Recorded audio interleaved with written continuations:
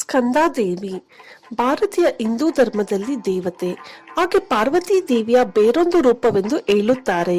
ಈ ಹೆಸರಿನಲ್ಲಿ ಸ್ಕಂದ ಎಂದು ಕರೆಯಲ್ಪಡುವ ಮುರುಗನ್ ಅಥವಾ ಕಾರ್ತಿಕೇಯನ ತಾಯಿ ಎಂಬ ವಿಶೇಷ ಗುರುತು ಬರುತ್ತದೆ.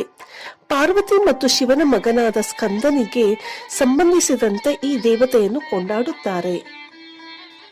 ಸ್ಕಂದದೇವಿ ಶೌರ್ಯ ಮತ್ತು ಶಕ್ತಿಯ ಪ್ರತೀಕವಾಗಿದ್ದಾಳೆ. ಕಾರ್ತಿಕೇಯನು ರಾಕ್ಷಸರನ್ನು ಸಂಹರಿಸಲು ಮತ್ತು ಲೋಕಕ್ಷೇಮಕ್ಕಾಗಿ ಹುಟ್ಟಿದ ಯೋಧನೆಂದೇ ಪರಿಗಣಿಸಲಾಗಿದೆ. ಈ ದೇವಿಯನ್ನು ಶಕ್ತಿ ಪೂಜೆಯಲ್ಲಿ ಪ್ರಮುಖವಾಗಿ ಸ್ತುತಿಸುತ್ತಾರೆ. ಇವಳು ಪಾಪಿಗಳನ್ನು ಸಂಹರಿಸಿ ಭಕ್ತರನ್ನು ಕಾಪಾಡುವ ಅನುಗ್ರಹ ಶಕ್ತಿ ಎಂದು ಪರಿಗಣಿಸಲಾಗುತ್ತದೆ.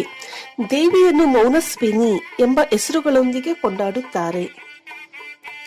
ಸ್ಕಂದದೇವಿಗೆ ಕೆಂಪು, ಹಸಿರು ಅಥವಾ ಹಳದಿ ಬಣ್ಣದ ಹೂಗಳನ್ನು ಮುಖ್ಯವಾಗಿ ಬಳಸುತ್ತಾರೆ.